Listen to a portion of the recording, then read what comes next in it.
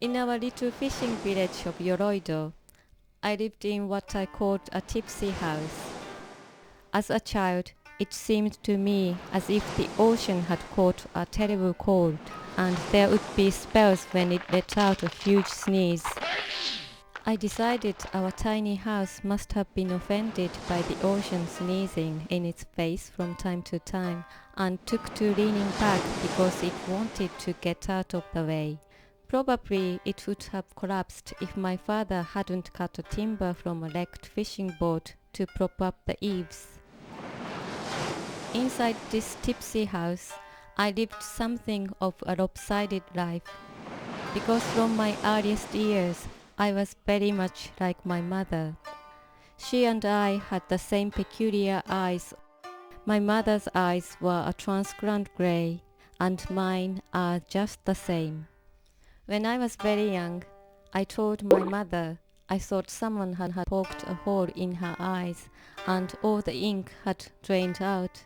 The fortune teller said her eyes were so pale because of too much water in her personality, so much that the other four elements were hardly present at all.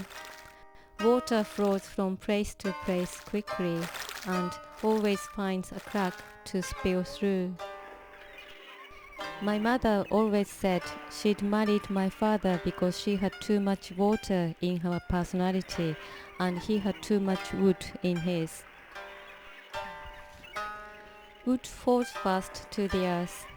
In my father's case, this was a good thing, for he was a fisherman, and a man with wood in his personality is at ease on the sea. In fact, my father was more at ease on the sea than anywhere else, and never left it far behind him. He smelled like the sea even after he had bathed. His face was very heavily creased, and into each crease he had tucked some worry or other, so that it wasn't really his own face any longer, but more like a tree that had nest of birds in all the branches. When I was 7, my mother grew terribly ill with what was probably bone cancer, though at the time I had no idea what was wrong. Her only escape from discomfort was to sleep, which she began to do the way a cat does, more or less constantly. As the months passed, she slept most of the time.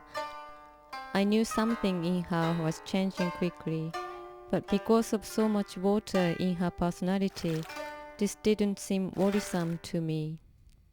But by the time I was 9, the bones in her face had begun to protrude. I didn't realize the water was draining out of her because of her illness. Just as seaweed is naturally soggy, but turns brittle as it dries, my mother was giving up more and more of her essence. I won't say I'd never wondered what might happen if she would die. I did wonder about it. In the same way I wondered what might happen if our house was swallowed up in an earthquake. There could hardly be life after such an event.